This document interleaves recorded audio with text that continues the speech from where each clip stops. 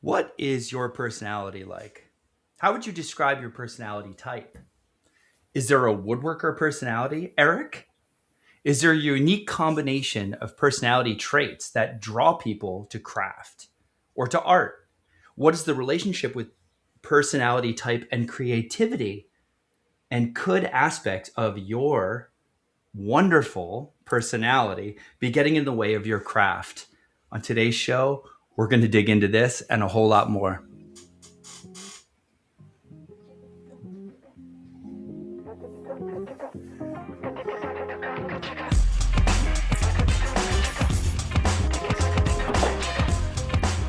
Oh, hey there, ho there. Here we are again. What's up, Foghorn Leghorn? Hey there, ho there. Welcome back to another episode of your favorite show, Woodworking is Bullshit. I'm your host, Paul Jasper at Copperpick Woodworking. And of course, I got my boy across the screen, across the East Coast, Eric Curtis, fine furniture maker and content creator. Hola, motherfuckers. I didn't have a Spanish phrase prepped. I didn't know. I freaked. You've been going to the bibliothèque lately. I know. Yeah, doing a lot of reading. A lot of that. Well, if one PhD isn't enough for this show, we have on not one, not even two, but three PhDs in Forgot about show. yours. Boom. I forgot about yours. Oh, good. Oh, 3 PhDs in one show. What the Giving fuck them is this? away. What is this show turning into? What a mess. I'm here, of course, with Dr. Sherry Pagoto, Hi. licensed clinical psychologist and professor at the University of Connecticut. That is correct. Sherry is a writer for Psychology Today, and her work has been covered on major outlets that include The Washington Post, Good Morning America, New York Times, CNBC, and of course, Woodworking is Bullshit's resident psychologist. The crown jewel of my season. And we also have today Sherry's colleague and friend, Brad Appelhans. Brad is a licensed clinical psychologist and professor at Rush University Medical Center in Chicago, Illinois, where we used to live. Funny That's enough. right. Sherry's known Brad for quite some time, like 18 years at least? No, longer than that. Oh, even longer. 20 years. 20 plus. Yeah. Oh my God, you guys Been are a old. minute. And Brad's work has been covered by NPR, Time Magazine, The Atlantic, the Smithsonian, and others. Eric, what are your credentials? Listen, my work has been covered by Instagram, so He maybe was get the fuck on over yourselves, Netflix. okay? He was on Netflix. I'm just messing. 3 PhDs and a moron is the name of this episode, though. But what makes Brad even more special is he's a woodworker. He's been a woodworker for 8 years. Yes. So he's got Wow. his foot in both tide pools. Most Brad, proud of that. Thank you so much for joining us Yeah, today. thanks, we really brother. appreciate it. Yeah, my pleasure.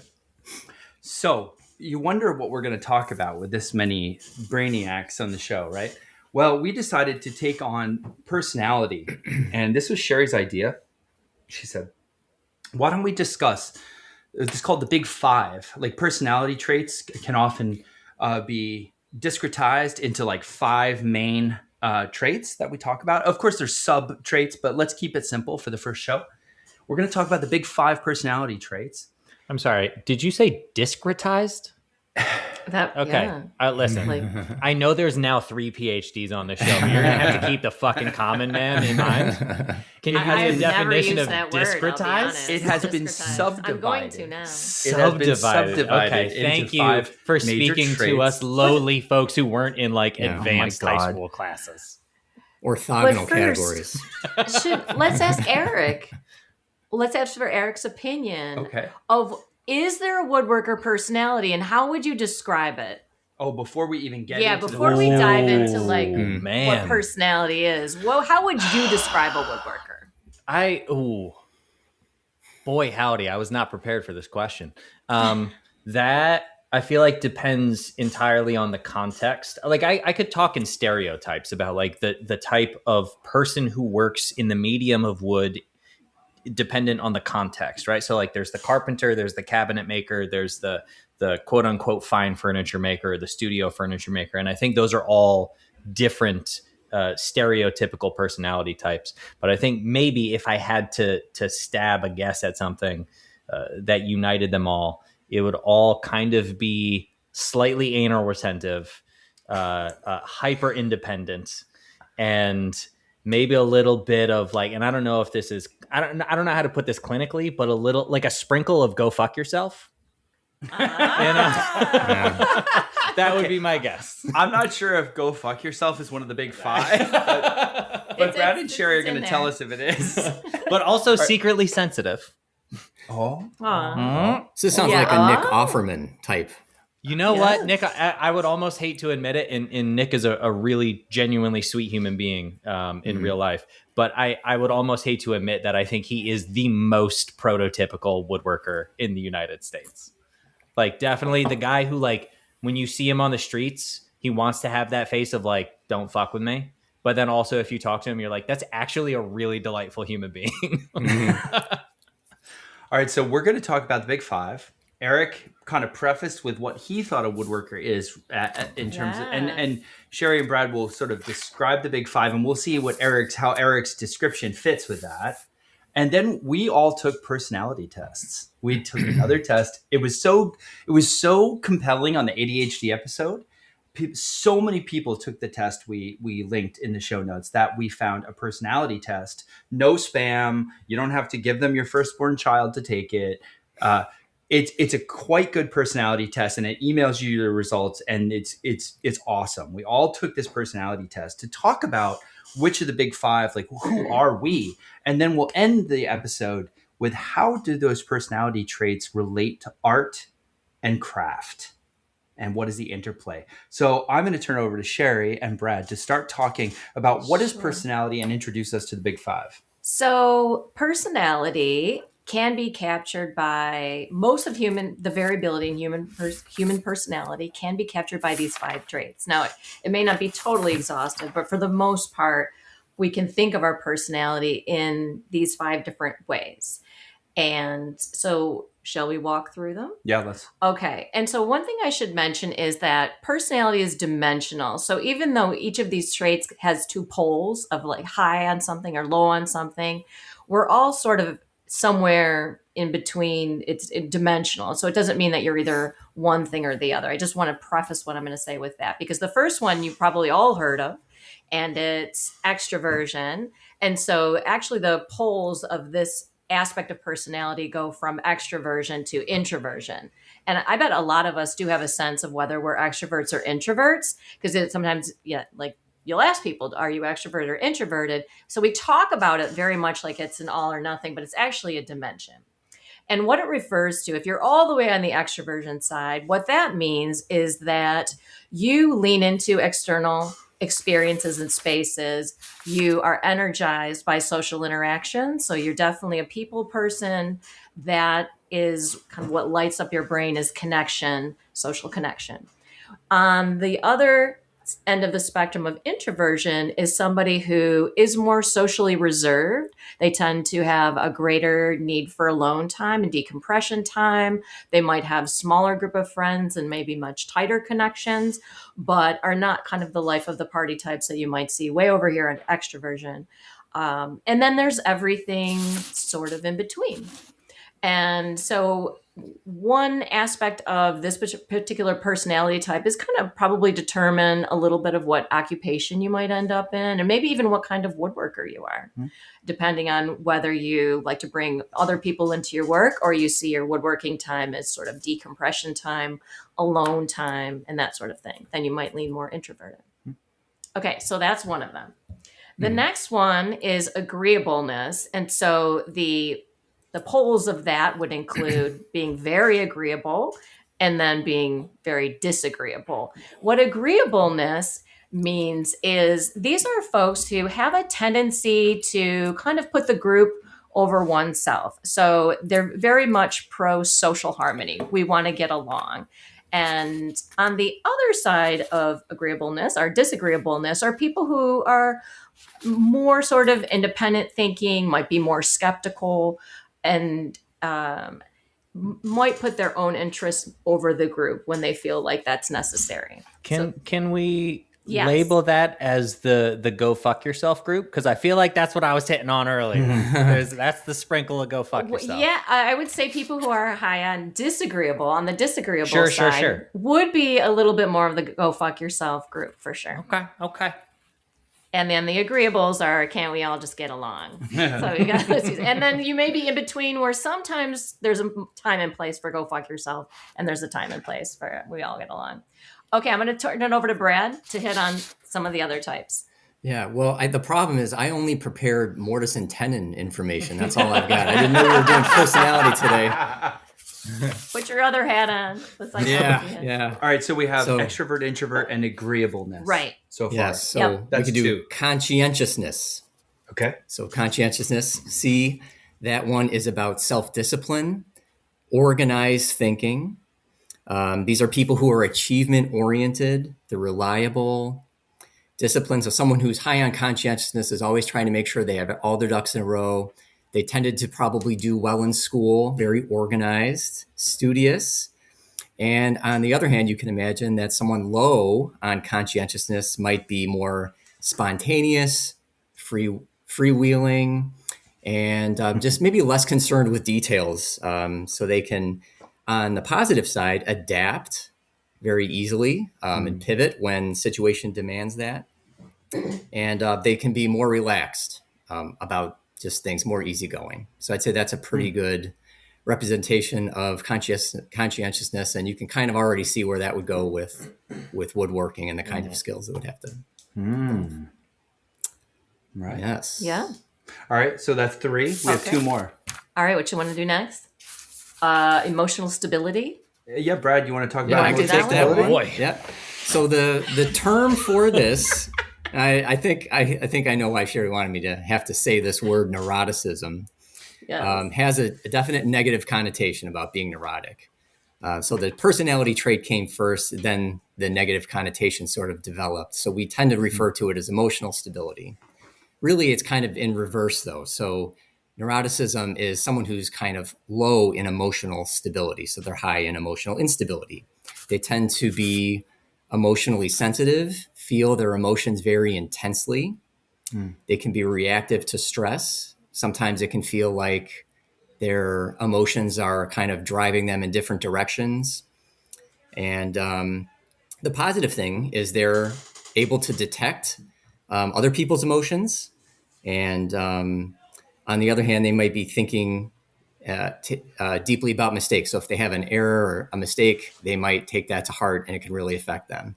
On the other hand, someone low in neuroticism or higher in emotional stability is calm under pressure, tend to be just very stable, even-tempered. They can stay composed, tend to be good leaders, and just kind of stay self-collected at all times. So that would be a good summary of That's so good. that. Boy, Brad, both you and Sherry are such great speakers. You guys laid that out so It's beautifully. almost like you guys know what the fuck you're talking about. Yeah. All right, so Thanks. we have extroversion, introversion, agreeableness, conscientiousness, and emotional stability. And the 5th? Is openness to experience. So, on the high side of openness to experience are people who really appreciate art, new things. They love novelty, adventure. They're intellectually curious. So, they might be the kind of person who likes to watch documentaries or have, deep conversations about philosophical things. They're very curious, sensitive to beauty, willing to try new things. So this is someone, if you were like, let's go eat such and such kind of food that they never had before, they'd be like, I'm in. So that's the high side. The low side of openness to experience are people who are more conservative in their choices. They like their probably meat and potatoes type of meals, and they have a lot of structure and like things to be more concrete and much less willing to try new things. They kind of have a comfort zone and like to just live in that comfort zone, and that's fine. And they tend to be more organized and sort of rule governed in that way, and maybe less like spacey than the open to experience people. So again, on both sides, there's kind of some strengths and weaknesses. And so I'd be curious actually on this note of what you would say for a woodworker for these different personality traits, but we can start with openness to experience, because this is the one personality trait that actually most reflects creative people, right? I did a little research, and what it said is that creatives have a very strong correlation with openness. So they're open to new experiences. They're open to learning. They're very curious, let's say, about the world and about art in general. And I have this. I cut this sentence out with as it relates. I'm actually going to read it because I thought it was amazing as it relates to woodworkers. They said research on craftsmanship has found that both conscientiousness, that Brad, you talked about all of the traits of the conscientious scale being very applicable to getting projects done, getting them done in an organized way, construction. Like I kept thinking like making, construction, that kind of thing with the conscientious traits, being able to pull off a project. So researchers found that craftsmanship found that both conscientiousness and openness to experience positively predicted entry into craft and the arts. However, really high conscientiousness was actually associated with slower growth over time. So, the more formulaic, the more regimented you are, slow, clean, perfect joinery. Let's do it 1,000 times to make sure it's perfect. Actually slows your overall growth in terms of like covering more distance in the field, right? I totally see that, but you're going to have beautiful joints. This is really the thing I want. So it says, in other words, the same trait that makes you precise and reliable, conscientiousness, as a woodworker, can eventually calcify into rigidity if openness doesn't balance you back out. That is such an interesting interplay of those two. Great. Yeah. So, as you were talking about that, I want to clarify the type, because we're just using woodworker in general. Let's talk about in a generic types. form. Yeah. But I want to clarify that there are different types of woodworkers, and they both, or all of them, not just two of them, but they are all of equal value depending on the circumstance. So folks like me, who are more idea driven, need folks, if I was running a proper business, a manufacturing business, a cabinet shop, need folks who can get shit done and don't necessarily care about the creative process, but can build the fuck out of anything. So that's high conscientiousness. Yeah. And that's one type of woodworker. That's the cabinet maker. That's the person who is in the shop 8 to 4, 7 to 3, 5 days a week, maybe 6 days a week. And you hand them the plans and they can go execute it at a high level. And they care about making sure that the thing they do is correct, because that's what their paycheck depends on. That's great. Yep. And then you have space brains like me who are like, yeah, I'm going to build that door. But also now I have this idea for this cabinet and I want to go do that. And like, maybe that door is going to sit on the shelf for a couple of months while I go fuck around over here. So like, that's high openness. Yeah. And they both have their value. So I want to just specify, I think, and correct me if I'm wrong, any of you, but I think for the majority of this episode, when we use generic term woodworker, we are talking about people who are trying to create one-off objects for the most part. And that could be professionals who are working in the studio craft. That could be hobbyists who are working in their shops in the evenings after their day job ends.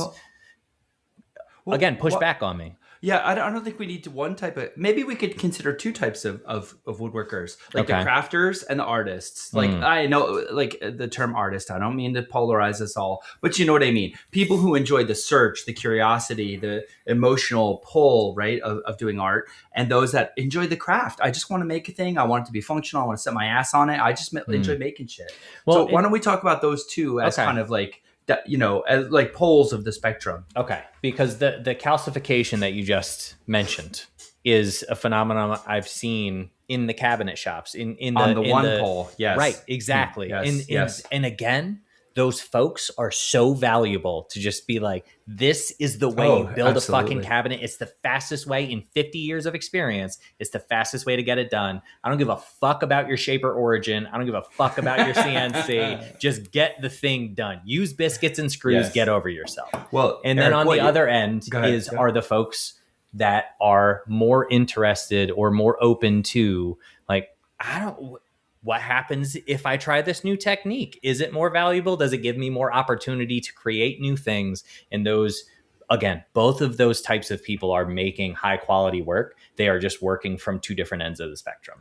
Well, I wonder if it's their personality traits are attracting them to the aspect of woodworking that is really reinforcing to them. 100%. I'm sure they're pulled to the pole. Yeah. Now, I'm going to set, Brad and Sherry, I want you guys to give a disclaimer. So we're going to go to the tests and the test results, and we're going to talk about, Eric, I'm going to guess your test results. Eric, you're going to guess mine, and we're going to talk about Brad and Sherry's. But before we do that, I know that Brad and Sherry both want to say something that this is not good. That if you're high in something or low in something, you're not good. One's not bad.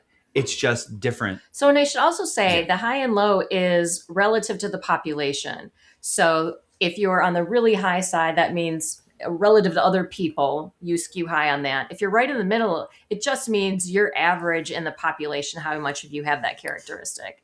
So and like you said, neither high or low is good or bad. And because most people are probably somewhere around the middle. Yes, and these are definitely not personality disorders. So there are, 10 actual personality disorders. You can have them, but that is not what's reflected in the test. Those are situations where it's an extreme personality that's also causing some impairment and distress. So this is with these tests, this is just like how you relate to the rest of the population. And Brad, how do you feel about this test? Do you feel like it's robust? Yeah, this is among the best. So a well-chosen one. And I'd say the evidence for the big five as sort of the core framework for personality is probably the strongest. So I put a lot of stock in it. And also, as we go through, you'll probably feel like these are pretty personally relevant. All right. Yeah. So, yeah. All right. About to get nailed to the cross, huh? Okay, let's ride. Do you want to start by guessing my results, or you want me to guess yours first? I'll lead you through the topics. Okay, so are we guessing where you fall on each of those five categories? We could start with extroversion. Where do you think Paul is? Do you want to guess me first? Yeah. I'll guess you first. Okay. I also took guesses as we were going through for myself. I'm just curious to see where I place myself. But for extroversion, I'm going to say if we round to like the nearest 10%, I'm going to say extrovert for you is like 90%. Okay. And you? How about yourself? What do you think? I guess like a strong 50. Like I think I'm right in the middle. Okay. How about agreeableness? Agreeableness, I think I put us both at 75%. Okay. Like and more agreeable than not. Okay. Conscientiousness. I put you at 75%. Okay. And I put myself at 50%. All right. And emotional stability? All right, so this one I put myself at 25%, not because I don't think I'm emotionally stable, but Brad, listening to your differentiation, or maybe that's not the right way to phrase it, but the way you described discretization, discretization, son of a bitch, nobody says that between emotional stability and neuroticism, because you describe them in different ways, and I don't know if that was intentional, but for me, listening to you describe emotional stability, I was like, I feel fairly emotionally stable, and then I heard you describe neuroticism, and I thought, oh no, I might be neurotic. So I put myself at 25%. Okay, and what was I on that? For you, I put it 50%. All right, and last, openness. Openness, I feel like we're both pretty high. I put us both at 90%. All right. Nice. Well, let's hear the real answers. Like, wait. Minds want to know now. What's this? Paul, you've already seen my results though, yeah? Yes. I did, but I kind of forgot them. Where'd they go? Classic narcissist. Where's the results? We had them written down. Where did they Hold go? on. Here Oh, they here are. they are. Here they Okay, are. so I'm going to tell you the actual results. Okay. Because Eric, you guessed for both of us. All right. So for extroversion, I was high and you were high, Eric. We're both very high. Both Yeah? of us. Yeah. I think we're Eric both- was a little higher. Yeah. Really? Wow. Well, Yes. I took two different tests. On one, I came out high, and the other, I came out extremely high, 92%. So it kind of It's getting depends on. competitive. So I Didn't like the We're first both answer. Eric, we're both extroverts, right? Okay. In terms of agreeableness, I came out average, and Eric, you came out average. So does average mean like 50%? Yeah, you're Yeah. in the middle relative to other Okay. people. So, It's really? pretty. Agreeableness, I think the reason, I consider myself a fairly agreeable person in some ways, but I am skeptical, and I will hold the line easily if your argument's not backed up. That's true. You will So do that, that. Yeah. that lowers Yeah. my agreeableness score because I don't just go along with whatever anyone says. Like I'm Interesting. interpersonally agreeable, but I'm not agreeable in terms of Okay. maybe. I think that's why I'm kind of in the middle. It's a good point because all the way on the side of very agreeable, you might start agreeing to things you'd actually don't agree with, whereas someone who's very disagreeable is going to be the one to say, no. Yeah. Like they're going to speak up. So as you can see, like it sounds like it's bad to be disagreeable, but there's this other side where there's an assertiveness aspect to it. Yeah, too. I think it's highly valuable. But I suppose that's why I put us both at more agreeable than not. My thought was you absolutely have no problem disagreeing with somebody, but you always tend to do it in a way that is kind and conscientious of their humanity. You can disagree in a humane way. So I suppose I wasn't considering the disagreeing part as like being a dick. Yeah. Well, I think what learned you're that with picking age. up on. Yeah, I think what you're picking up on is that each of these factors do have some facets to them. So yes, there's the So agreeableness disparatized part. or whatever the fuck the word was. Step away from the word, Eric. Yeah. So there are different facets. So you can be agreeable in a kind of general sense, and then there's your willingness to hold to a point, things like that. So each of these factors you could break down. I would also say like intersections too. Like the disagreeable person who's super high neurotic is the one who probably may not, and slightly introverted may not deliver their disagreeableness in a way that's like socially palatable. Oh yeah. So you want to think about the these intersections, stack. Yes, how they very can. good. Yeah. Okay. All right, conscientiousness, Eric. I was average and you were low. They were like, I don't give a fuck what happened. Well, no, it's like you're freewheeling. Brad described it as freewheeling, thinking on their feet, spontaneous. You're the agent of chaos, and That's I'm true. the order. That is true. So that's us, average and low, right? Like, And that would make sense actually, like doing a callback to the ADHD episode. I would think that people a lot of times with ADHD might be a little lower on conscientiousness because of that like high conscientiousness is someone who's very organized and they've got all their T's crossed and that sort of thing. yeah. So with ADHD, there's more of a freewheeling mind. Yeah. The frontal lobe's not moderating it as much. That's fair. Paul always has an end to the point before he starts. And if you've ever listened to the show before, half of my rabbit trails, I get down to the bottom of that lane and I'm like, oh, there's no exit. I reach my arm into the rabbit hole and pull Eric out. I will say my favorite line from the last episode we put out, Paul, at some point you referenced what I was going to call a point, and your exact wording was your previous continuation of sentences. And I was like, that feels right. It's just a flurry of words. All right. Emotional stability. Eric, you were average. Okay. And I was high. It's interesting that he's average because the way you talked about that scale really kind of felt average because you said you sort of identified with a little bit of each. Yeah, like a little bit neurotic, but also, but Eric, you're not really neurotic in the sense like you're not unstable. You are stable. Yeah, to me, so I had a lot of I found myself considering where I am now versus where I have been in past moments of my life when I was taking the test. And it was hard to decide, do I answer this question based on where I am right now on Thursday, May 28th. Versus where I have been for the majority of my time on this planet. So I suppose maybe that's why I put the neuroticism lower than I ended up ranking, because I'm thinking of myself as a whole versus how I answered it ended up being much more like, this is who I am now and who I think I am now.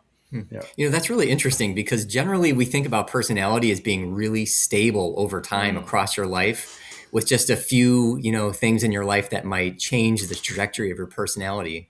So maybe you've had some of those experiences, but it's kind of interesting to see that you have the ability to kind of separate out in time, you know, different ways that you have been. I mean, I can judge myself with the best of them, Brad, you know? Yeah. Well, I mean, the quote colloquialism is people don't change, but apparently they can. It's not entirely true because we can change. We can, these things can change. In fact, with age, we become more agreeable. We become less neurotic. So like those of you who are a little on the neurotic side, don't worry, it's going to calm down. Just give it time. And then when we're younger, we tend to be more disagreeable, which if you're any parents of teenagers out there, that's not going to be super hard to believe. But then as they, you know, become adults, they become slightly more agreeable, which is, I'm hoping for that. Yeah, I'm hoping for that. Last but not least, Eric, sorry, are we talking about our daughter again? No. Okay. Last but not least, openness, Eric, we were both at the top of the scale. Yeah, I figured as much. Yeah, that's not surprising. So, Eric, that tracks because both of us are very into like art and feelings and exploring and curiosity. That's our type of woodworking. And we know that may not be everyone's cup of tea. In fact, I think we're probably much a minority in that. Yeah.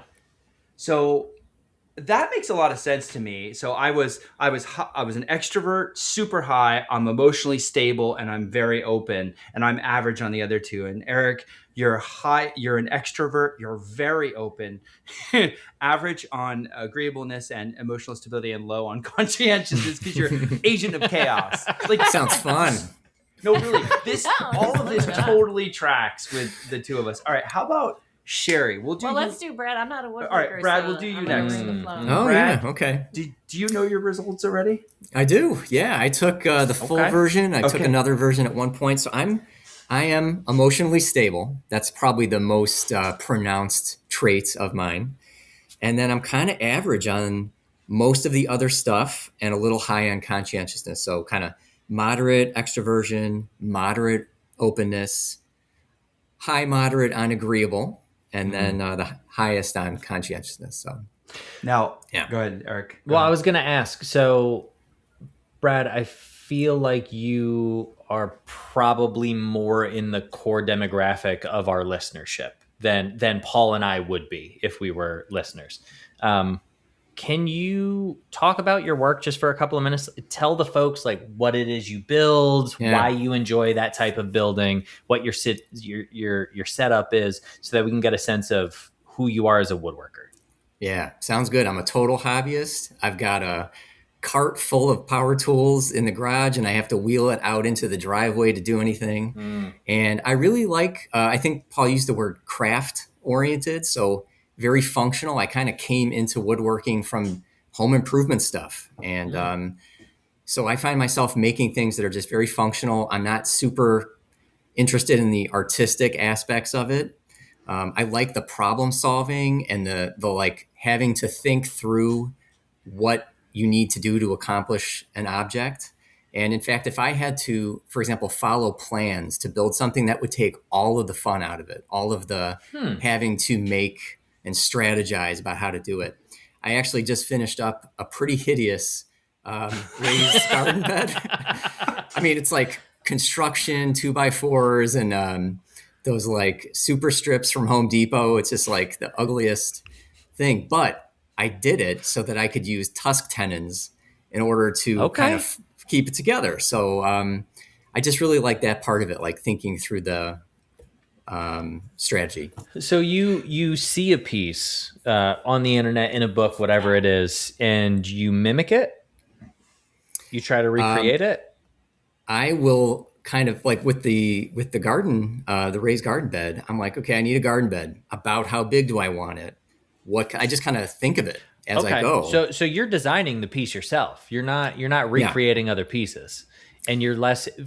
Correct me if I'm wrong on any of this, but what it sounds like you're saying is you have a problem to solve. You set out to solve said problem, and then your worry is not necessarily, is it as beautiful as it possibly could be? But the fun in the process for you is figuring out just the simple question of like, can I fucking do it? Can I pull it off? And how? Totally. Okay. Like conscientiousness. Brad. That tracks with his personality. I was just going to ask you that. Tracks. Brad, can you reflect upon your results as it relates to how you see yourself doing woodworking? Do they make sense to you? Do the two cross correlate? Your personality results, right? Very much they do. So actually on this one, I was kind of in the middle on openness, but on a prior version, I was low on it. So I kind of like staying in a particular lane. And so to me, this does track pretty closely. And high conscientiousness, that seems to be like... Especially the organizing of how you're going to go about doing something, like the order in which to make your cuts or whatever. So that's what I like. Okay. That's the researcher in him too. Yeah. So my question then is, if you are high in conscientiousness, which means that like it's got to be right? You got to do the thing correctly. Organized, etc. And emotional stability, low on neuroticism. Right. What do you do? How do you process it, Brad, internally when you make a thing and it isn't quite right, or you make a mistake? Like what's that? What's that emotional process? It is rough, and kind of like Paul alluded to earlier, that is maybe one thing that's kind of held me back a little bit, because I get pretty hung up. In fact, I was just making an engagement ring box, and the hinges, the cylinder hinges, were just a little off, a little bit, and that thing's in the trash right now, and I couldn't salvage it. But it does affect me. I was interested in how you guys kind of, with your personalities, how you handle mistakes. Are you able to just kind of roll with it, or? Paul, you go first. All right. How do I roll with mistakes? Let's see. I'm not super high on conscientiousness. I'm actually average. I'm kind of in the middle. So I am organized because, look, I'm a scientist. So I have to like have a plan and a framework and some organization in place, but I'm not beholden to it. So when shit goes sideways, I can kind of fairly easily pivot. And it wasn't always that way. I think in the early days, I had analysis paralysis, and I would be like, fuck, what do I do? And I was so upset for days. But I think experience teaches you, hey, little boy, it's going to be okay. It's going to be okay, Paul. and after doing hundreds and hundreds and hundreds of projects, you realize it's okay. So I think there's an experience component to these personality traits, Eric? Yeah, 100%. I agree with that. Early on, I would like just melt into a ball if something like that really went wrong, and I was like, I wasted hours, I wasted money. I don't have the same budget to go buy the same materials, so how am I going to salvage this? At this point, at the risk of sounding flippant, I could not give a fuck. Like, it does not bother me at all if I make a mistake. It's just like, I'll figure out how to feather it in, man, nobody's going to know. And if it is a thing that is so blatant that it needs to be rebuilt, then my mindset is, well, that's the risk of taking risks. That's the price you pay. And then you go and you rebuild it and start from the beginning and call it a day. But what never needs to be rebuilt? What's that? Something made with Gorilla Glue. Because that is sturdy. It is low moisture content. Gorilla Glue, wood glue is, I believe, and I think this is their company line. By gorillas for gorillas. Not made from gorillas. By gorillas for gorillas with gorillas, I think is how they describe their glue. Paul, tell me about Gorilla Wood Glue. Well, Eric, it has lower moisture, which I like because, as we know, and as Brad knows from building his horrific planter boxes, a lot of moisture tends to make things warp, right? Because wood causes expansion. So I'm down with their wood glue. It works great, and it has lower moisture, so I'm in. Okay. You know what I'm in on? Is the wood filler, because like Brad's terrible planter box that he built, Awful. just fucking awful. Awful. Just It's the worst. so much Throw wood it out. filler needed to be used in that. And you know what? That's why the good people at Gorilla invented the Gorilla wood filler, so that folks like us can look like professionals. And if you want to pick up either the Gorilla wood glue or the wood filler, you can visit GorillaTough.com/woodworkingisbs. That's GorillaTough.com/woodworkingisbs. And thanks to Gorilla Glue for sponsoring this week's episode. But you know what doesn't ever need to be repaired? I have no transition to the next one. Is our relationship with our Lord and Savior, William Teresa Burkle of WTB Woodworking. Do we know his middle name? You would think that after like 2 fucking years of sponsoring calling this him podcast, Teresa? I would ask him what T stands for, and I probably have and have forgotten. It's Teresa. It's Okay. Teresa at this point. We know. Moving on. So let me tell you about WTB Woodworking.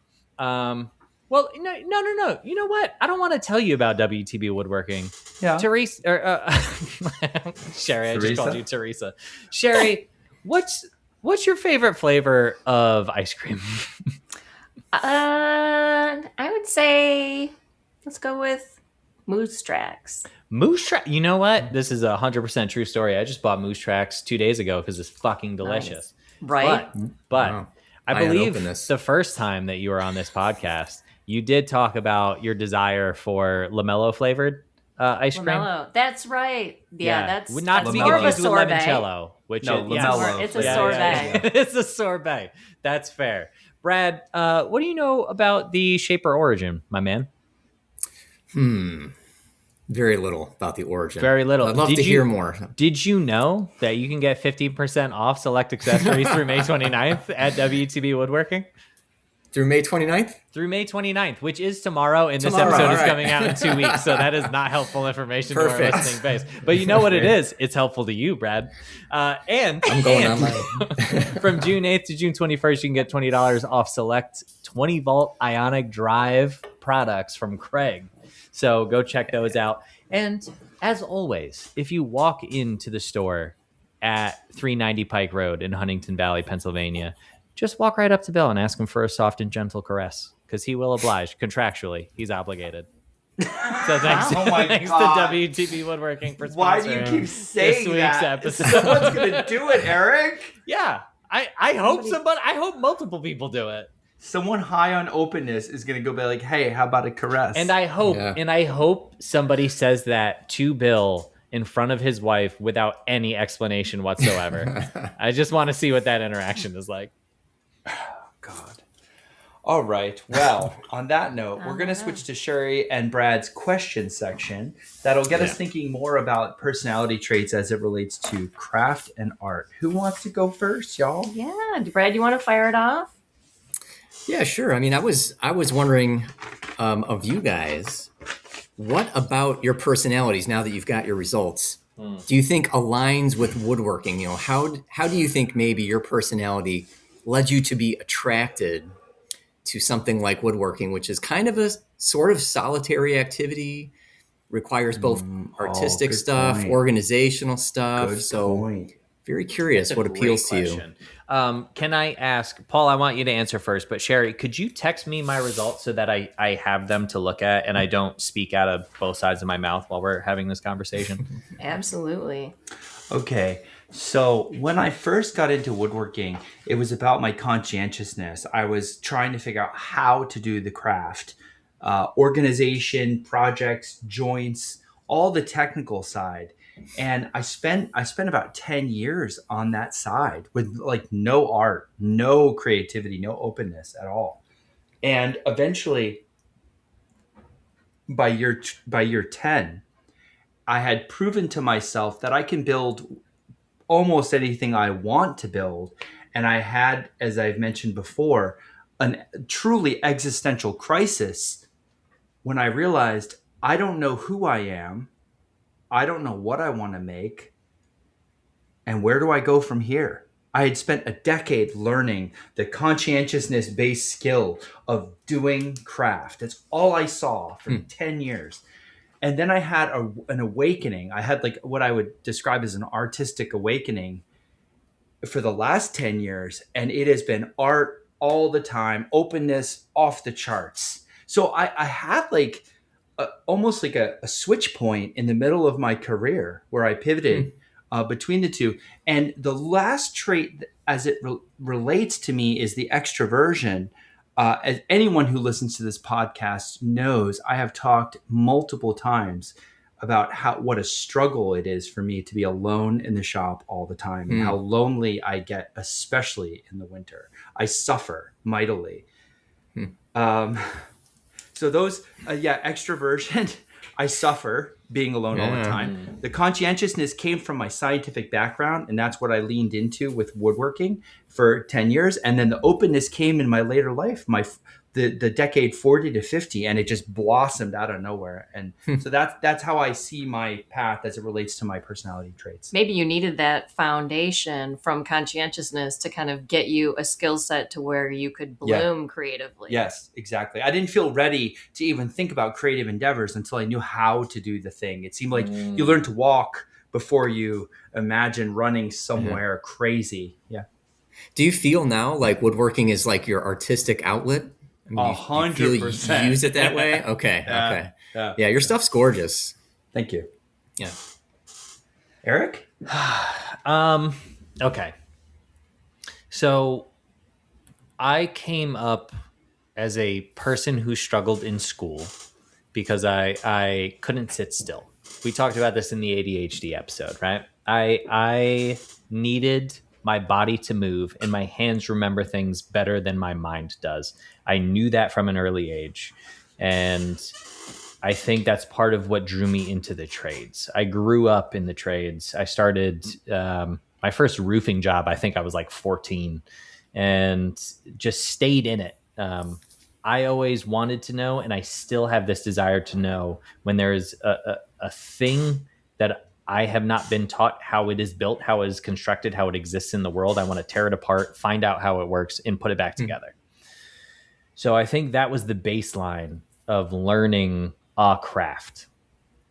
And as we've seen, I have very high openness. So over time, and I'm an extrovert, so I really enjoyed working on crews. I enjoy working on teams.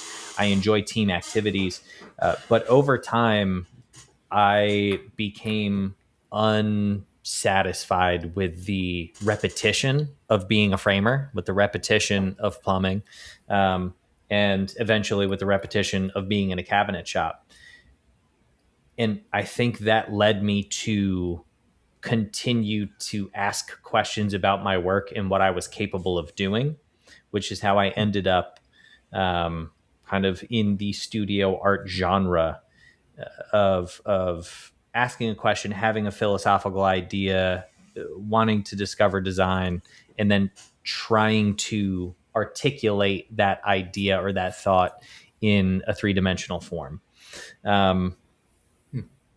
So I think those are the two main drivers. The downside to being a furniture maker to me is like I am an extrovert, which is why I have a shopmate. So I got out of school. I graduated college in 2012. I went back to school for furniture. I got out of that in 2013, and I started a business. And I was working by myself in my garage shop, trying to just figure out how to do this for a living. And I was miserable. I like borderline non-functional because I was isolated for 8-10 hours a day, and I could not handle that. And my wife at the time was a school teacher, and she would come home from work after talking all day long to students. And I'd be like, let's have a fucking conversation. Let's do something together. She was like, I'm wiped. So I couldn't function in that environment. And when I went back to full-time woodworking, I was very reticent to do it. But when I went back to it, I knew without any shadow of a doubt that the one thing I could not do was have my own shop. And especially if that shop was connected to my house. Like if it was a garage on my house and I don't leave the house for days or weeks at a time, fucking murder me now. I'm out. I'm done. but doing something as simple as having a shopmate and having that in a location with other people in the building that is not attached to the house, and having to go out into the world to get to work and come home from work. All of that helps to offset the isolation of being a woodworker. And also, like, I work in social media. So part of that is the inherent social interaction with people who follow my work on the internet, people who come to classes and take a class from me for a week and know my work and know this podcast. And then we have conversations about this podcast, about shit I've made in the past. And I think without all of that, I don't think I could do this for a living. It definitely tracks that for both of you. The extroversion is what drove you to produce a social experience around this through social media. Whereas I'm sure the kind of more introverted people totally. don't have that same discomfort around, oh my gosh, I've been alone for 8 to 10 hours.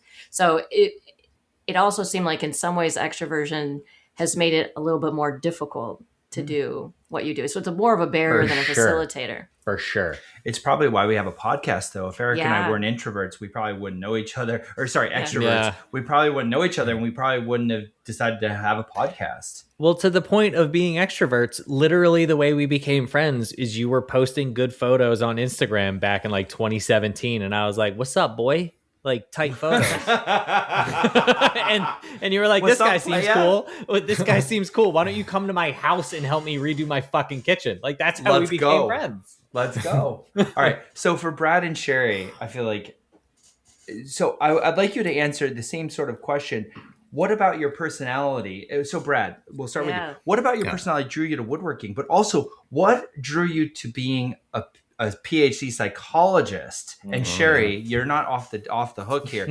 What about your personality traits drew you to be a psychologist? Well, Okay. let Brad go first. Brad? Yeah, well, though I scored kind of in the middle on extroversion, I love the fact that woodworking is my activity I do alone. I couldn't imagine anyone else being around while I'm screwing up and trying to like make a plan and throwing shit out in the garbage. But I can easily go out there with an idea and 5 hours passes and maybe all I did is cut a single piece, but that's how I kind of ended up spending more time woodworking. That was like my little escape. And then it was really only after that I started to kind of realize I really like the strategy and organization and the conscientiousness kind of thing. So Brad, you're a clinical psychologist, yeah? Yeah. So you're interacting with people all day long for the most part, like Well, more hours than not? Actually, probably less. So yeah, Really? as a psychologist, I mostly do research. I have just about 2 days a week of clinical activity. So meeting with clients or patients. Okay. And so what drew me into that was actually the scientific stuff. So like I love crunching numbers and just analyzing data. And Sharon and I have worked together a lot, and so I find, and I'm sure she'll agree, I like to work on the methods and the analysis. And High Sherry's much more about the story. Yeah. Interesting. Yeah. So I was assuming it would be balanced out by your day job, but it sounds like even in your day job, you're more isolated than you are working with other folks. Well, you strike that balance of being able to have the solitary activities, but then there's still. And where were you on extroversion, introversion? Were you in the middle? I was kind of in the middle, but I will say it feels like more effortful to do the social stuff. Yeah. Yeah. All right, Sherry, you're not off the hook now. Come on. So what drew me to psychology? Yeah, like talk about your personality traits a little bit and explain how it relates to your what you do. So I'll start with what drew me to psychology, and it was definitely that I'm high on openness to experience, because I was always fascinated by like these big questions of why do we do the things that we do, like philosophical questions about life and behavior, and fascinated by people's experience and the variability, people who have different brains and personalities and mental disorders, like fascinating. So, but I'm also high on conscientiousness, and I believe that dragged me towards research as well, because I love to kind of turn the creativity into stories that become studies that I can then do and have findings. So I think that's what drew me to psychology. Now I'm right in the middle of introversion and extroversion, which surprised me because I thought I would lean introvert. Yeah. But I didn't. I was in the middle. But I would say that, and this is something I was going to ask everyone about, is what I noticed with that particular characteristic is that I do think over my adult life, I pushed towards the middle, but started out more introverted. And a lot of my life experiences uncomfortably pushed me towards being comfortable, doing more extroverted things, leadership, being involved in groups and collaborations and conferences with lots of people and that sort of thing. So I wondered from you all too, is there any one of these traits that you found the most movement in through your adult life, not just from childhood, because we know childhood can be different, but as an adult, did you see movement in any characteristic, and what life experience may have facilitated that movement? Oh, that's such a good question. That's a fucking banger of a question. Oh. Anyone can start. Okay. I don't know what category this would fall under. But, and I think we've talked about this before when you've been on the pod. When I was younger, I had like debilitating stage fright. I would be terrified when people were watching, because my aim was to simply not fuck up. And when your goal is to not fuck up, you can't do good work. And in that context, it was often performance based. So, sports. Like I remember thinking before the snap, when I was playing high school football, thinking about the people watching rather than the play at hand. I was more focused on them than I was on what was in front of me. And I can tell you exactly the moment that really changed was the Netflix show. So the way that I ended up getting that show was because I had a full-time job. I didn't need to worry about it. I didn't need it. And I also thought I wasn't going to get it. So during that table read where we were trying out for it, I was loose as a goose, man. I didn't give a fuck. I was like, there's no way that this is going to happen, right? This is a fucking Netflix show. Which is exactly why you got it. 100%. Wow. And so I realized after that happened that's when I produce my best work, is when I stopped caring and I just let it happen. And I had to learn over the last, whatever, it's been 6 years or so, 7 years, that for me, letting go of the potential of failure often leads to better results, but there is still a potential of failure. And you just have to accept that is the risk reward pathway. Wow. So Brad, just to psychoanalyze Eric for a second. Let's go. Yes. Let's go. That's what you get when you have fucking two Tag PhD team. psychologists. If we could sidebar. So because he's so high on extroversion, I'm thinking that the social anxiety may have been sort of neuroticism fueled. Oh, for sure. And this pushed him towards emotional stability. The Netflix experience probably is what nudged him. I'm curious of your thoughts. Oh, yeah, absolutely. Well, he was mentioning earlier that he had to really think about his earlier and later life when answering those neuroticism questions. And I just have to wonder. Yep. Yeah. So tell us about your dreams. I fucking hate you both. Oh my God. I love this so much. Please keep doing the sidebars. That's amazing. All right, let's sidebar We'll on Paul later, now. Let's go. Brad. Yeah. Okay. So I had two things that have moved in my life. One I told you about, which was my openness. I don't know if it was always there and I just didn't really tap into it, but I've seen a huge, massive shift in the last 10 years. Maybe it was just underdeveloped or I didn't put much time into it. I will say, having known you for a very long time, I think your openness was always there. It just wasn't there for woodworking yet because you didn't have the skill set. But it was Music or clearly your something. case in other aspects of you have a creativity that's been displayed in other areas. Nothing like an ex-wife sidebar to give the truth. Another sidebar. Because we've known each other for like... Sherry, let's sidebar. How long have we known each other? Since, I think, 1999 or 2000, so 26 years. All right, so 26 So years. Yeah, feel free to DM me with questions about Paul. Yeah. I only tell the truth. Anyway. That's how you started every meeting. Yeah. All right, so that's one. But the other that has moved for me is when I had a child and became a father. I had a very, very strong feeling in my belly that I wanted to be more emotionally stable for her sake. I didn't want to be reactive. I wanted to think about my responses and be cool under pressure to be able to give her the comfort that, I'm a safe spot and you know what I'm saying? I just knew in my gut that is who I wanted to be as a father. So I think in the 18 years our daughter's been alive, I have increased my emotional stability. Wouldn't you say that's true? Like I feel like I used to be a bit of a hothead when I was younger. Like more excitable. That was a potent pause. No, really. No, actually, I would say I've never thought of you as emotionally unstable or neurotic.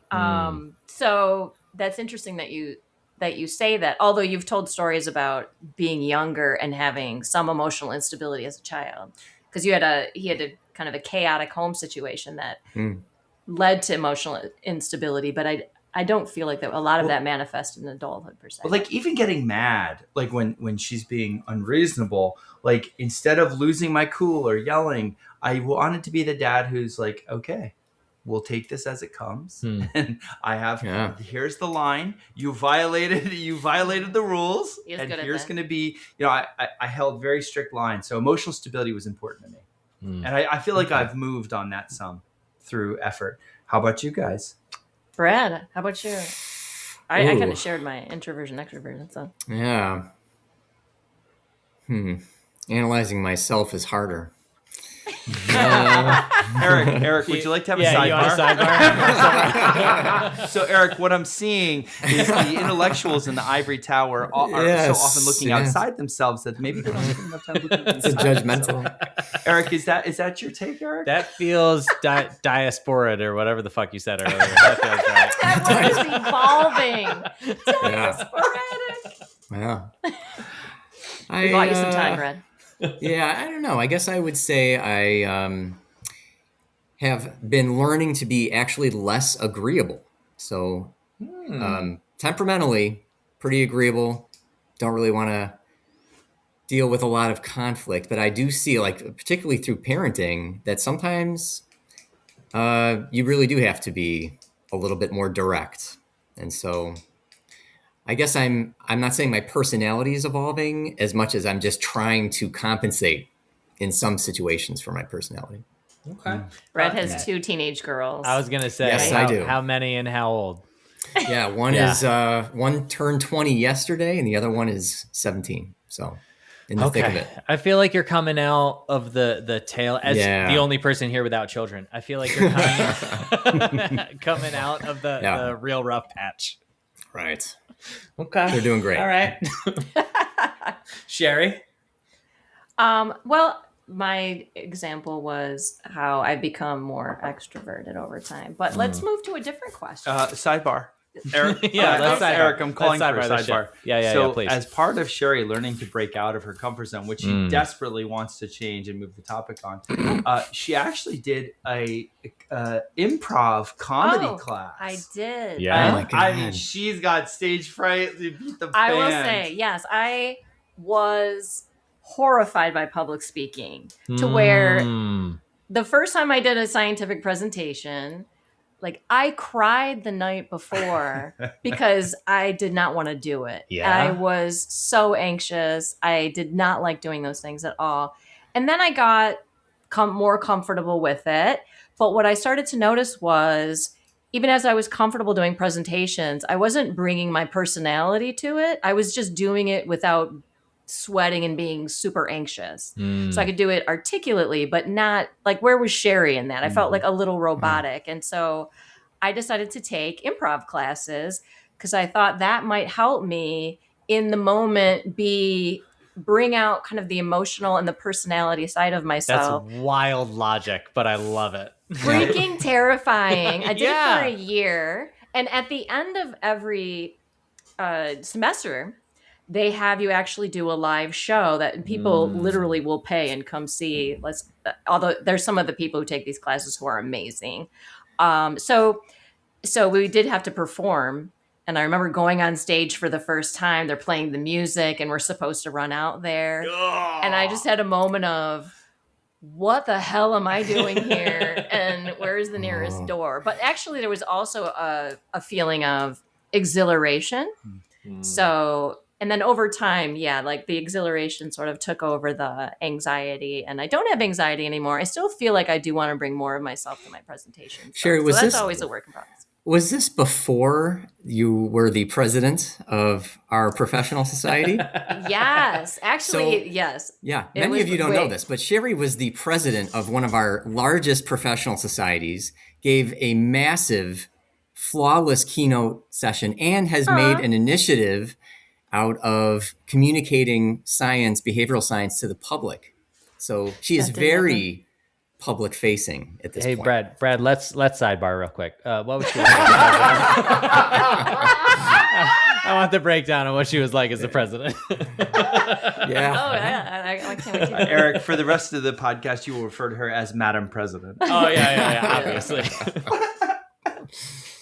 But and that, even doing that was a way to sort of extend myself and also like push myself out of that comfort zone. And the reason is why I did those different experiences was because looking back at when that fear was overcoming me or kind of flooding me in those moments, and it just made me feel like I missed out on opportunities. I could have done more. I could have done better.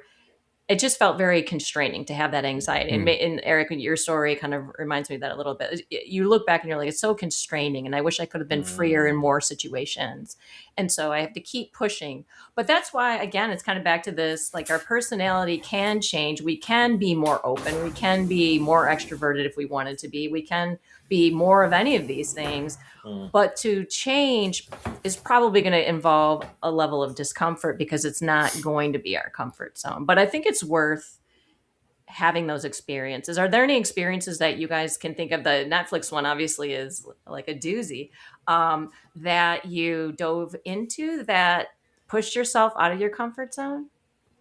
Does anyone have any other? Voluntarily now. Yeah, that you said, I have to do this. I'm not going to love it, but it's good for my growth. There's two things I can think of immediately. One just happened fortuitously. I went to and Eric, you've heard the story before, but I went to the MFA in Boston and I saw this unbelievable special exhibit by Takashi Murakami. I didn't know who the hell he was, some modern artist, whatever. I was just there to see furniture, like stuffy ass 200-year-old furniture. That's what I'm about. And I walked into this. Can confirm. I walked into this contemporary art special exhibit by Takashi Murakami. If you've seen his art, boy, it's mind-bending. I mean, I don't care if you like it or don't like it, but it's going to fuck you up a little bit. It's so wildly imaginative. And I had never seen, maybe it was right at that transition between like, all right, I did 10 years of the conscientious, like how to do it. And I was open to like, who am I, what to do? And this fucking exhibit hit me like an anvil out of the sky. And I walked through this exhibit almost, dumbfounded by this human's unbridled creativity. And I walked out of that after an hour or two and I said, it's done. It's done. No more copying of the past. Like, we're going to do something fucking new. And whether that's reimagining the old or whatever, this stops today. It was an inflection point in my life. Wow. And I think it just hit at the right time. I was open at that point. So for me, that was like almost like I said, an inflection point where my life changed course radically. And that's when I started Copper Pig Woodworking. Hell yeah. Wow. I don't know if I have any examples of moments where like, I have decided that I was going to do a thing that I was uncomfortable with for the sake of growth. I don't think that's how my mind works. But I, as we have discussed, am very high in openness. And when I discover something that I feel I need to emulate, to learn, to chase, the not knowing is not intimidating. So it can be a thing of just like even just falling in love with woodworking, right? I remember very distinctly the moment that I decided I was going to be a woodworker. I saw somebody cutting edge bandings and inlaying them in by hand, and I was completely smitten with it. And I immediately was like, "Oh, that's the thing I'm going to do with the rest of my life." Now, granted, in this moment, it was whatever 20, maybe 2008. Something like that, 2007. I knew nothing. I didn't even know that making furniture was a thing one could do for a living. I simply knew that what I saw was like black magic. Like it was alchemy, and I was going to chase that thing. I grew up in construction. I grew up in a blue collar family, and I didn't know how I was going to get to Z, but I was going to set out on that path, all unknowns aside. And that's how I ended up. That stubbornness is how I ended up where I am now. So maybe that answers your question. I have another piece that I want to mention, which is, our buddy Keith. We all love Keith. We all love some Keith KJ. Johnson. Yeah. So Keith and I have collaborated on many projects now, and we couldn't be more different as woodworkers. Like I'm a much more hand tool centric, freewheeling woodworker. Keith is a much more exacting, precise machine woodworker. And by working together, I knew that we would see the world two very different ways. And I knew going into it that I'd be challenged. And I wanted to be open-minded to Keith's way of doing things, just like he wants to be open-minded to mine. And Keith has actually convinced me to do things a different way in many examples. He is a lover of routers. Goddamn right he is. He's a lover. He's a lover of routers, and I hate routers. Routers, typically Terrifying. Scared me. Yeah, terrifying, right? But Keith has shown me the light, and by working together, because we love working together, we love each other, and we want to do work together, even though we're so different. And we knew going into it there'd be some tension because of how different we were. Oh my God, that dog is so cute. He's so goddamn beautiful. Yeah, that's Peach. Come on. I knew going into it I would be challenged and learn and hopefully open enough to learn from it. So how about y'all, Brad, Sherry? Brad, how about you? Yeah. What do you think? Pre woodworking, I think it was when I first started trying to do home improvement projects. So like growing up, my dad was, he was a little bit handy, but generally was the kind of guy that would hire somebody to do stuff around the house. And I think my first condo needed a lot of work. And the first thing it needed was a bathroom. We would walk in the bathroom and the tile would stick to our feet as we were walking. So I was like, time to do it. And I just kind of said, and this was before YouTube, I'm just going to try it. And that was a time where I knew that I'm definitely going to make some mistakes, and my high conscientiousness brain was going to have to cope with that. But I did it, and really that was kind of what gave me just enough confidence to keep pursuing those kinds of things. So That's awesome. Yeah. Do you have an answer? Well, I was going to ask, because you mentioned about your partner or Keith, working with Keith. Yeah. And I know that Eric has a shopmate. So Eric, I wonder, in terms of your shopmate's personality, it's because it sounded like with Paul and Keith, there's this complementarity. And I would guess that Keith has different personality traits.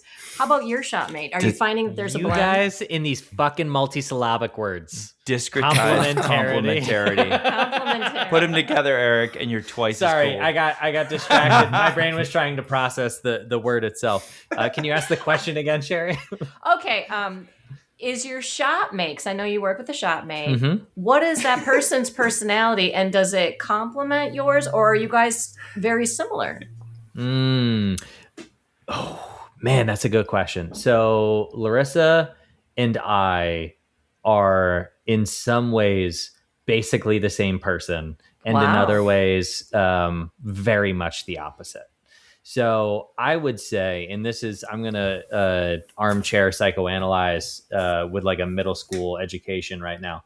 But if I had to guess, she would be super high on agreeableness, super high on conscientiousness, and again, I don't know where this category fits, but the fear of the judgment of getting it wrong or looking like she doesn't know what she's doing is also very high for her. So high on neuroticism. Is that correct? Yeah. Yeah, Okay. that's anxiety. Yeah. So in some ways we work really well together because we can kind of we understand what the other person is working through at any given moment, and in other ways, like part of the reason I really love teaching with Larissa is because she is the type of person who will prepare for a week-long class for a full week before that class. And I am the type of person that's like, they're only paying you for one fucking week. So I'm going to think about it Sunday evening before the Monday class starts. And then I will teach for 5 days and I will figure it the fuck out. Sherry, can we have a sidebar, please? That sounds remotely similar to how our podcast goes. It really does. There is kind of a yin yang situation. Yeah, it's very interesting. All right, conscientiousness. But this is like also circling back to the ADHD episode. I think that, like we said, people with ADHD will tend to pair well with people who are high in conscientiousness because they bring that order to the chaos, and so there's. Yeah, Paul and Larissa are just the male-female version of one another for 100%, at least in their roles in my life. Yeah. Paul is like, our podcast has to be good. And I'm like, I'm sorry, we're doing a podcast right now? What's happening? Eric, agent of chaos. I have a question, and Brad, you're going to go first. Oh. Okay, all right. It's getting fucking real now. Oh, boy. All right? You ready? Mm-hmm. Just fucking strap in, kids. Which of your personality traits has held you back the most and you want to work on? Oh, shit. Okay. Yeah. I would probably have to choose conscientiousness. Now, on one hand, it's gotten me pretty far. Having an organized brain, great as a scientist. It's great. Absolutely. On the other hand, you do sometimes enjoy things less. You may prioritize the organizational parts of things over others. So, for example, maybe I'm missing out on a lot of the artistic expression I could have through the woodworking because I'm so focused on the damn problem-solving aspects. So I feel like as I age and get closer to the point where, I'm going to be retiring, it may be useful to cultivate the other parts. That's my opinion. Answer. Great answer. There's some great inspo here. Yeah. Sherry, what has held you back?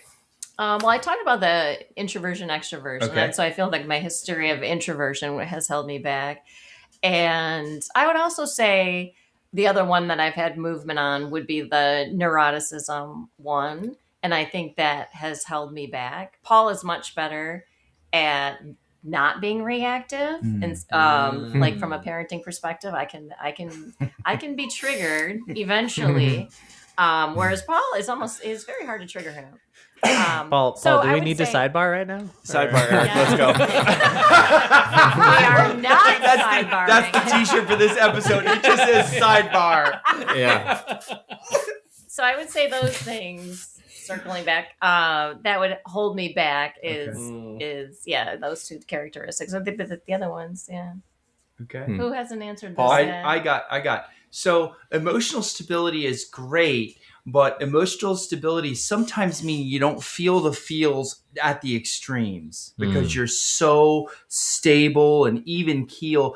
And sometimes I want to feel like almost where it's so extreme, I'm nauseated by it. Like, I want to feel out of control sometimes, and my brain doesn't really work that way. So I don't, it's very rare. But when I feel the intensity, it's like so welcome in my life, because I'm so even Steven all the time that when those, like a tsunami comes my way, which is just once in a long while, I'm like, fuck, that felt good. Like, yeah. Well, I wonder also when it comes to, and this is for the neurotics in the group, is that having anxiety and depression, and we talked about depression in a previous episode, can be a creative It drive. absolutely can be a So creative drive. emotional expression. So the people who are very high on neurotics, they have more empathy. So they're expressing. I bet their art they're more emotionally has tuned in. Emotional significance more. Totally.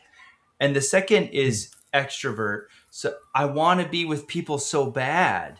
And maybe that cuts into my being alone and being creative and doing stuff in the shop, because I want to talk on the phone to Keith. I want to hang out with Eric. Eric, call me. Eric's a big texter. He's Mr. Millennial. He wants to just text forever. I'm like, can you fucking give me a call on the phone so we can be humans? All the time. Brad, sidebar. I got a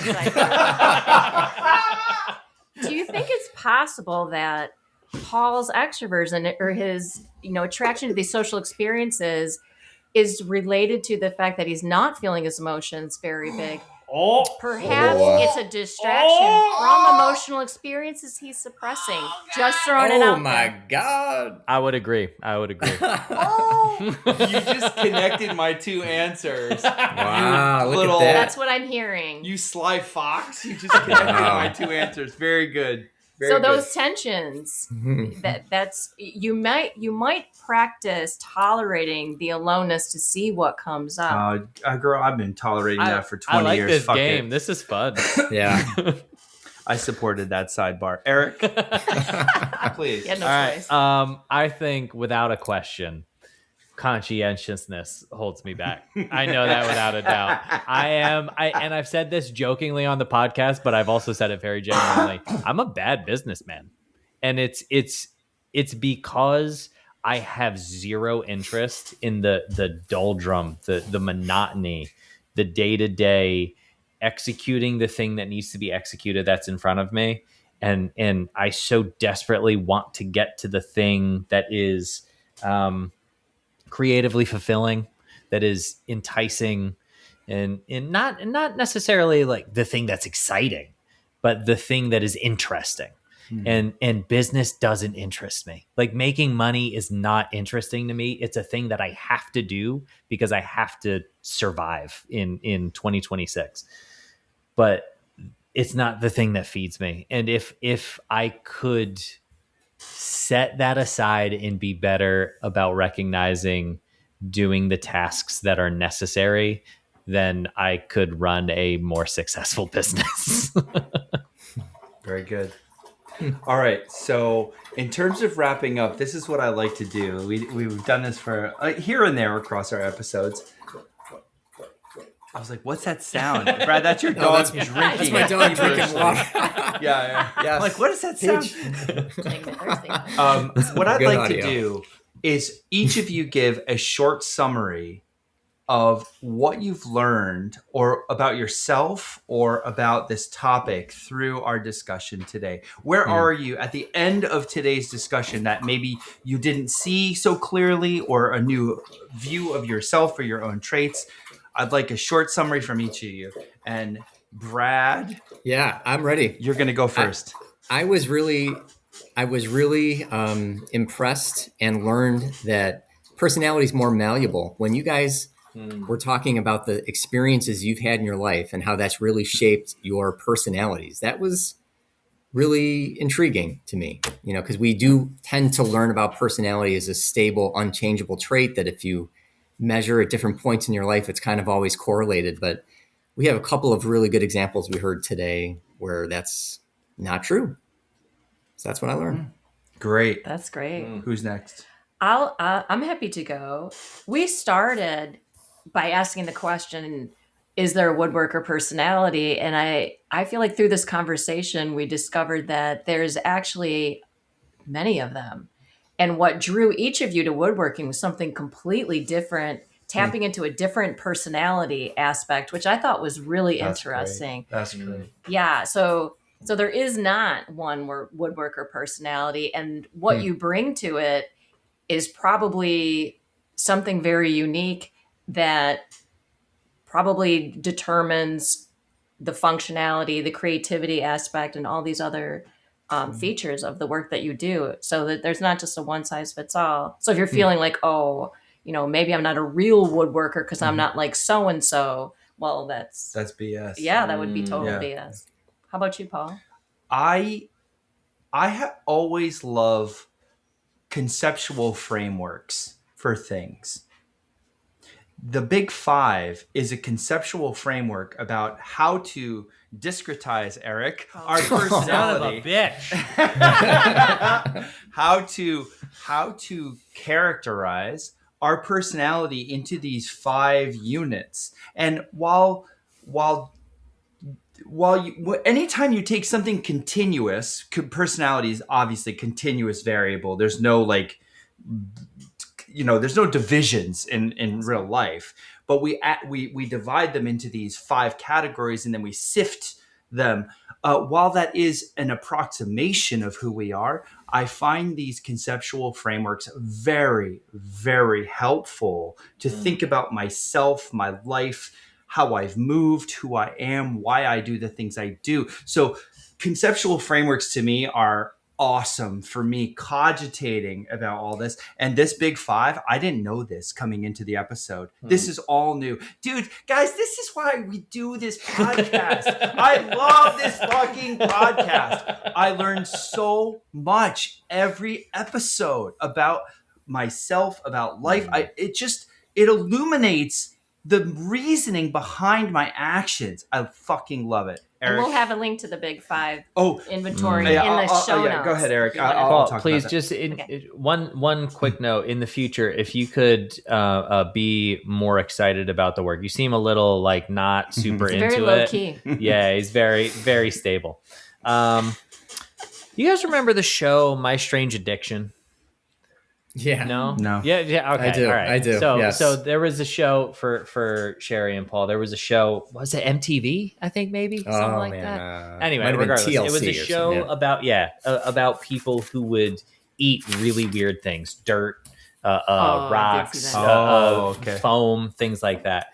And one theory, from what I remember in pop psychology, was that their systems had this a lack of something that they were trying to get into their biome by eating dirt or eating sand, whatever it was. And what I've learned is I have one weird one weird void that I consistently fill by the same type of person, whether it's Larissa or Paul or any of my other closest friends. They're all the exact same fucking personality type, and I just keep surrounding myself with those people. So thank you for being a stabilizing force in my life, buddy boy. I am the foam in your life that you are the rocks in my dirt. Fingernails. Yeah. Well, on that note, I do want to say the personality test of the Big Five, I will be linked in the liner notes. Again, no spam, no sign. It's nothing crooked or anything. Just if you're curious about your own personality traits, take it. I know a lot of you took the ADHD test. We had so many. Remember, I was sending this. We had so many messages from people who said, I didn't even know I had ADHD, but this makes perfect sense to my whole childhood. And some people sought out more formal diagnoses after the show. It was so compelling that we're like, you know what? Another test would be a really fun thing to do. So there's a personality test linked below. And I want to thank again, I don't know how we're so lucky, Eric, to have 2 PhD psychologists break this down. Dude, you don't understand the rarefied fucking air to get this level of scientists, Madam President and Brad, a PhD researcher, faculty. President and Brad. And Brad. Yes. No. Mr. President. No, I mean, Brad's a big shot at Rush in Chicago faculty. The fact that we get 2 faculty members with PhDs and not early in their career, these guys are serious shit. Old. To talk about these topics and guide us through it so with such charisma and excitement. We're so lucky. So thank you both. Yes, Thanks. thank you. That was fun. You guys are amazing. After show? Well, I don't know what the fuck. Let's figure it out. We're going to figure it out. Yeah, let's be open to whatever the after show brings. Openness. All right. On that, we'll see you all in the after show. All right. Okay, bye. Later. Bye, everyone.